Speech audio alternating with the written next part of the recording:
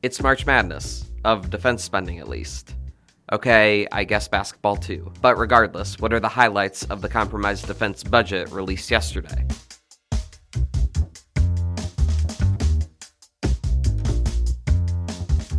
Produced by Defense News and Military Times, this is the Early Bird Brief. Each morning we bring you the defense and national security news of the day.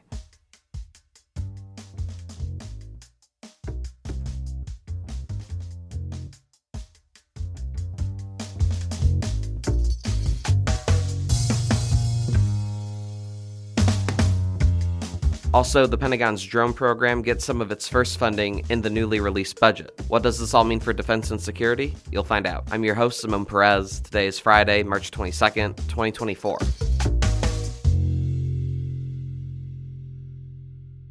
Hey, early birds, happy March Madness, and I'm sorry, but go Fighting Illini. Sorry to the UConn fans, the Tar Heel fans, to all the other fans, but that's my team. That's my pick. We'll see how we do. Before we get started, I just wanted to let you know to check out our episode on Monday about how war games are influencing strategy within the Marine Corps. Anyways, good luck with your brackets this weekend, and now back to the show. First up, Congress belatedly released its compromised budget for defense spending in this current fiscal year, even though we are nearly 6 months into fiscal year 2024. Capitol Hill reporter Brian Harris brings the latest. So, Brian, what are some of the big ticket items in this legislation? So this is the Pentagon spending bill. It's worth $825 billion, so there's a lot in there, of course. With regards to procurement, a lot of that $33.5 billion goes to procurement of 8 battle force ships. And that includes, the 2 Virginia-class, 1 Columbia-class submarine. There's also funding for 86 F-35s, 24 F-15s, and 15 KC-46 tankers. Hypersonics investments as well, $2.1 billion for the Army and Navy to help develop their hypersonic weapon capabilities. And then, so, procurement aside, this is a relatively small portion of the bill since we're talking about $825 billion.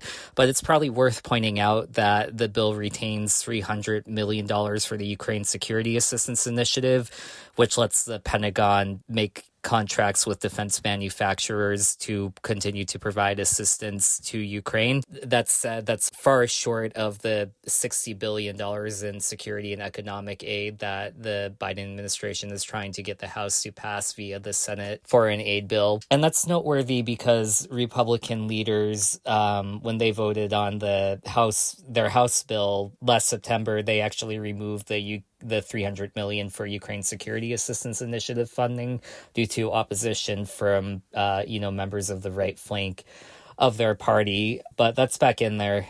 And, a lot of those members who were opposed to it probably won't be voting in favor of the bill tomorrow. And were there any items that made it into the legislation that initially were uncertain or unclear whether they would be in the text of the bill? There was a bit of a debate over to what extent the appropriators wanted to fund the Pentagon's request for multi-year munitions contracts.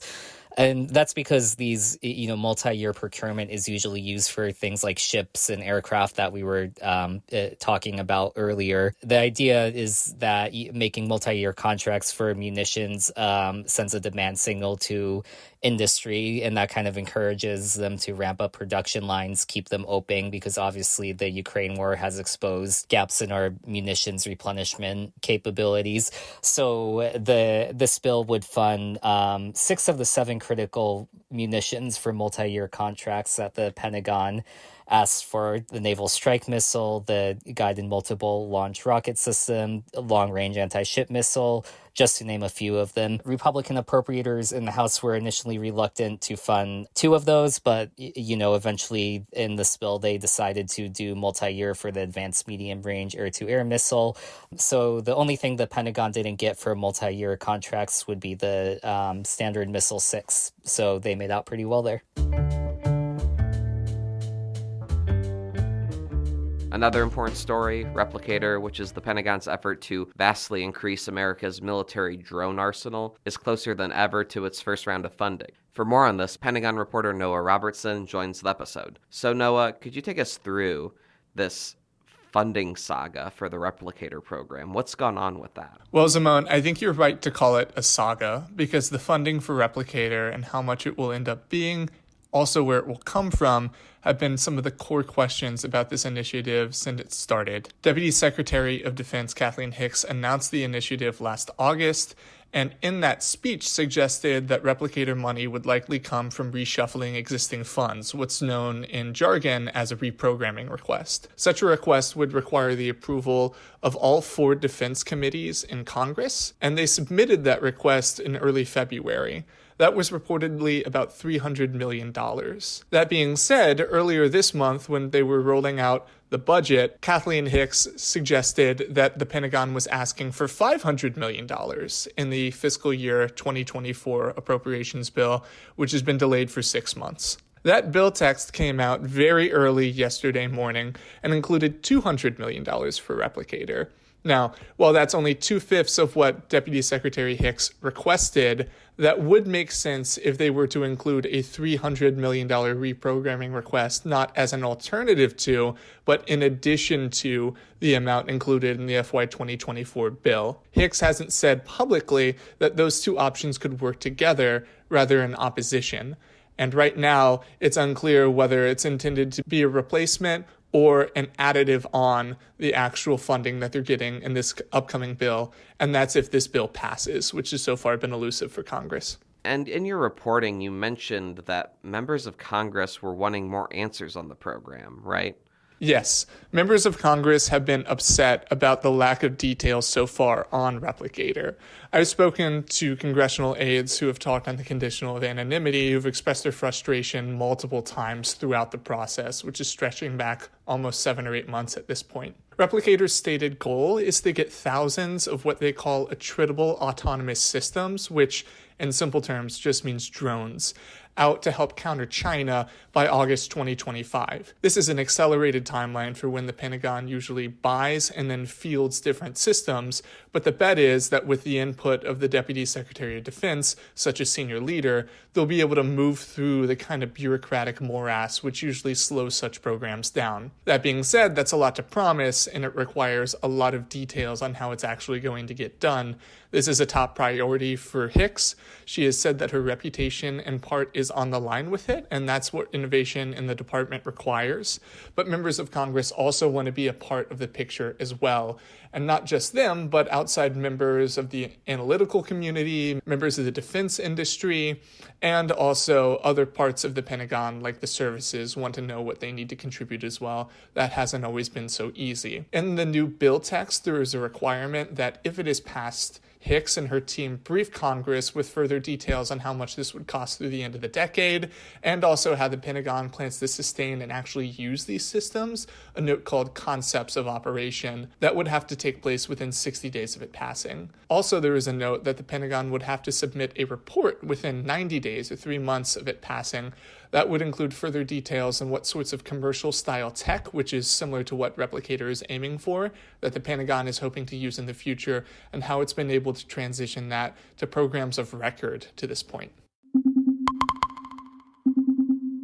Also on your radar for today, lawmakers are eyeing temporary monthly payments for junior enlisted troops in the fiscal year 2024 budget. Capitol Hill Bureau Chief Leo Shane III joins us live from the Hill. Hey, Leo, so what kind of monthly payments are lawmakers looking to pass in this defense spending bill? Yeah, so appropriators included in this final package that was released early Thursday morning about $43 million for bonuses for junior enlisted troops. Now, this actual program was approved by Congress last in December as part of the defense authorization bill, but the money for it to carry it out wasn't there. And what this would do is allow the Secretary of Defense to hand out bonuses to folks who are E6 or below, to just give them a monthly economic boost to try and offset. This is part of larger efforts on Capitol Hill to react to low base pay for some junior enlisted service members. Under the current pay tables, the youngest folks can make as as little as $23,000 a year. Now, it doesn't include other offsets, other benefits like your housing stipend or your food stipends, free medical care. But still, that's take-home pay. That's a pretty low number, and it's one that a lot of lawmakers have been concerned is hurting recruiting, hurting retention efforts, and really just hurting families who are trying to make ends meet. So this bonus program is only supposed to be in place for 2024. We'll see when it starts to get implemented. It's a option for the Secretary of Defense, but it's not a mandate. So we do still have to see if the Pentagon follows through and starts sending these checks out at some point in the next few months. And this is all as we barrel toward a deadline for a government shutdown tonight. Are lawmakers confident this will pass? And what happens to troops if it doesn't? Yeah, so everybody seems pretty confident that this budget will pass. It's really just a question of when. The deadline for the budget for the appropriations is Friday night, and if we don't see something by then, we could trigger a partial government shutdown for a few days. Now, because of the timing of when the text was introduced and some of the parliamentary issues that have to happen on Capitol Hill here, it may be late Friday night, even Saturday or Sunday before they get this all squared away. So I don't think there's too much concern that this won't become law. It's more just an issue of timing and whether or not there's going to be some problems over the weekend with partial shutdown of some federal services, maybe even some base service shutdowns. But it's the feeling on Capitol Hill is pretty confident this will move ahead and that the money for these bonuses and everything else for the Defense Department in here will become law in the next few days.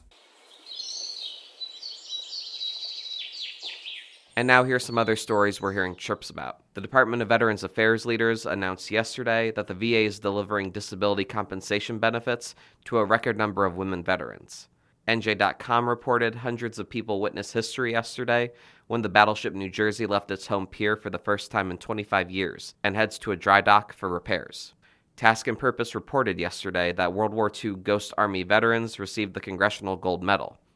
And Russia fired more than 24 missiles at Kyiv before dawn yesterday, attacking the Ukrainian capital for the first time in 6 weeks. And on this day in history, in 2019, former President Jimmy Carter became the longest-living commander-in-chief in American history. At 94 years and 172 days, he exceeded the lifespan of the late former President George H.W. Bush.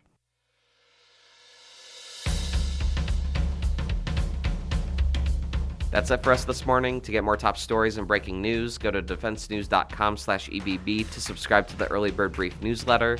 Please give us a like, rating, and a comment wherever you get your podcasts, and be sure to follow us on social media at @defense_news and @Military Times. The Early Bird Brief is hosted and produced by me, Simone Z. Perez. Today's episode featured stories by Brian Harris, Noah Robertson, and Leo Shane III. Have a great day.